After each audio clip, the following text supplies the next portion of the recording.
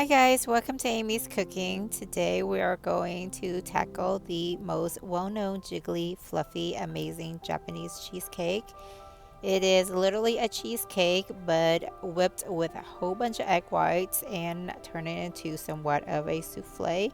It does have less calories, it has more fat and protein content, but most importantly, it is amazing in taste and texture. It is very finicky to make, I will admit to that, but I will show you today what I have learned while experimenting with this cake, and along with my recipe, you should be able to successfully bake this piece of goodness. This is an 8x3 baking pan. I'm going to line it with wax paper, sides and also the bottom. We're going to bake it in a 10x3 water bath with 1.5 inch of hot boiling water.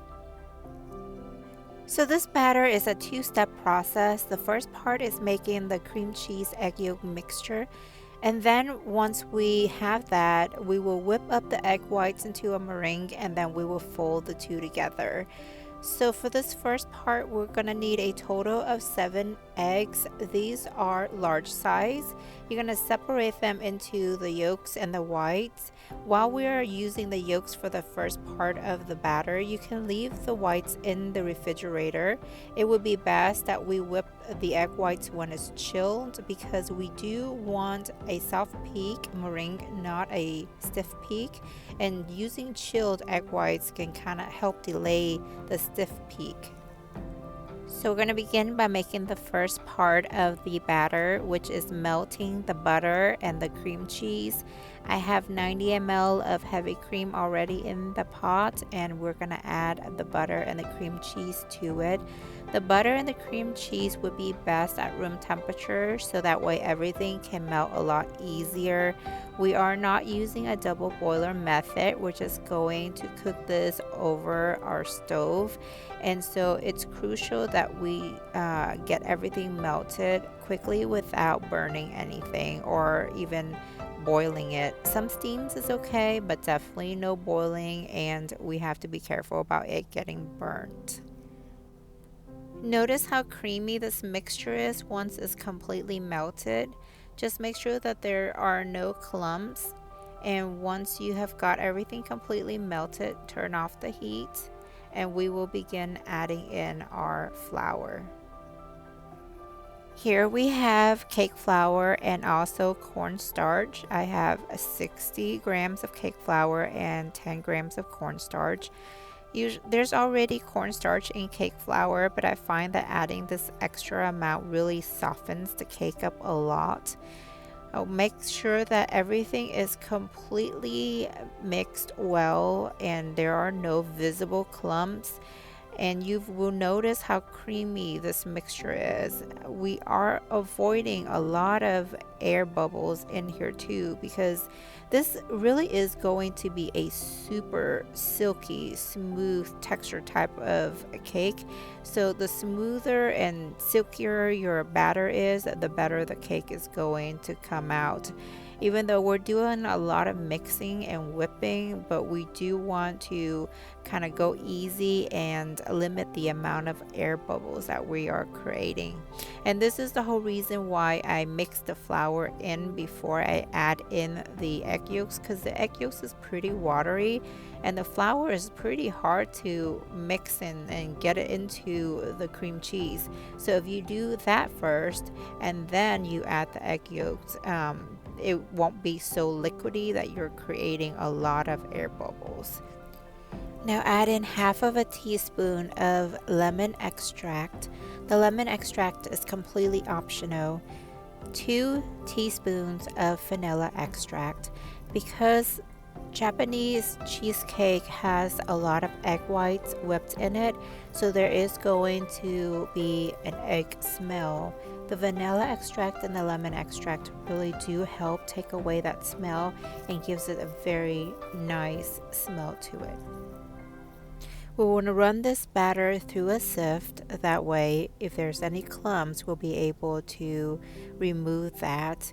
Notice how smooth this texture of this batter is. It's very, very smooth, silky. There's not a lot of air bubbles in there, and that's exactly what we need when we fold in our meringue. Okay, now let's just set everything aside and begin whipping up our egg whites. I have timed this out perfectly for you. This is the chill egg whites that we're going to add to our mixer. We're going to mix this on speed number 2 for 1 minute. At the end of the 1 minute, we will stop the mixer and we will add in 1/8 of a teaspoon of the cream of tartar. Now increase your speed to number 4 and we're going to mix it for 2 minutes. And you will see as you continue to mix, there will be changes in the look of the egg whites, going from a yellow to a cloudy, pale white color. At the end of the 2 minutes, this is how it should look like. It's still pretty watery. There are a good amount of bubbles in there, but it's definitely nowhere it should be. At this point, we're going to add in 1/3 of the confectioner sugar, and we will increase the speed to number 6, and we're going to mix it for 30 seconds. At the end of the 30 seconds, we will stop the mixer and we will add in the second 1/3 of the confectioner sugar. And again, we will then kick up the speed to number 6 and go for another 30 seconds. At the end of that 30 seconds, we will add in the rest of the confectioner sugar, and we're going to mix it for an extra 1 minute and 30 seconds. Now at the end of the 1 minute and 30 seconds, if you see that it's not quite at the texture in like this in the video, you can go for another 30 seconds. But here is a look of it at 5 minutes. This is a total of 5 minutes of mixing time.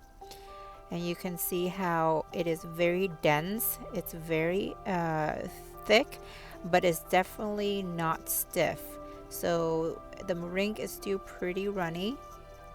So here we will go for another 30 seconds to 1 minute, okay?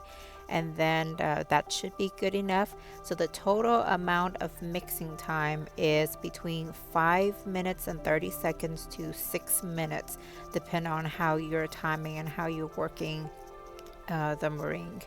But nothing more than that. All you want is just a between a soft peak to a firm peak, but do not go to stiff peak. Again, just between a soft peak and a firm peak will be perfect. Alright, let's take a look at our meringue and see how it should look when it's at soft peak, sort of going on firm peak. Every single time you draw up the meringue, you will see that there's a little curve to it, a little beak to it. It does not stand straight up. It curves, and this is what you're looking for. This is exactly what you're looking for. If you go any further than this, when you mix into the batter, it will be very difficult to mix the meringue into the batter and to get things incorporated, and you're gonna end up keep on mixing and mixing to the point where most of the air bubbles that we have mixed into the egg whites will be deflated. On the opposite spectrum, if you don't whip it enough, then your egg whites will not hold a shape. So when you incorporate it in with the cream cheese and egg yolk mixture, everything will deflate as well. What you end up with is a very runny batter, and that will settle to the bottom of your cake pan. And after baking, you will see that there will be a layer of just pure cake on the bottom of your cake pan. So the many times that I have made this recipe, I find that this is probably the most crucial step, aside from, of course, getting your egg whites to the right stage. Using a whisk like I'm doing here does help get everything incorporated without deflating a lot of the air bubbles. It just has more surface to it, so when you are mixing it, it's able to kind of get the egg whites all uniformly incorporated. Now take this entire mixture and pour it into the last third of our meringue. There will be some batter that is still liquid, and when you pour it back in here it will sink to the bottom, and you have that meringue that's left over there to mix with the liquid batter that settles to the bottom of the bowl. Using the whisk and just go around in a circular motion like we've been doing, and try to go all the way to the bottom of the bowl, and then make sure everything is mixed. Using a spatula, we can check our batter by lifting some from the bottom up to the top, making sure that there isn't any liquid batter left, which usually will be a little darker than the ones that is well mixed with the egg whites. Take the entire thing and pour it into a baking pan, and when you pour it in, just check for egg white clumps that are still not mixed, or any kind of liquid batter, which is usually a very darker in color compared to the one that is fully mixed, and just kind of move it around and mix it well before you pour everything into your cake pan. You really don't want any unmixed batter in this cake pan, because then when it bakes it either settles to the bottom, or it'll have patches in here that's going to be thicker, or it's going to cause the top of your cake to have patches of brown and darker brown, where it doesn't come out very smooth, or it doesn't have a nice uniform golden color like what you see here. So we bake this at 380 degrees for 20 minutes, and then we decrease the temperature down to 280 degrees for 50 to 60 minutes. Once you're at the end of that 50 to 60 minutes, you want to shut off the oven temperature and leave the whole thing in there for it to cool down for 30 minutes. At the end of the cooling period of the 30 minutes, you're going to take the water bath and remove it from the oven, and let the cake itself sit in there for another 15 minutes before you completely remove it from the oven. The baking temperature is very dependent on your oven, and it can get pretty tricky in this recipe. If you find that your cake has a crack on top, that is because the temperature is too high. So you want to adjust it down a little bit. Also, the placement of where you bake the cake, whether it's middle rack or lower rack, start out with the middle rack, and if you feel like there's still a crack on top of the cake, lower it down by one rack. Now, if you feel like it didn't rise enough and kind of sits there, then you want to move it up one rack. Just all of these things are very dependent on each of the different ovens. So there's, even though I'm providing temperature in this video, it's very difficult to exactly know how it's going to behave, because depending on the batter, depending on how you mix everything, depending on the oven itself, all of these things can actually affect the way the cake rises.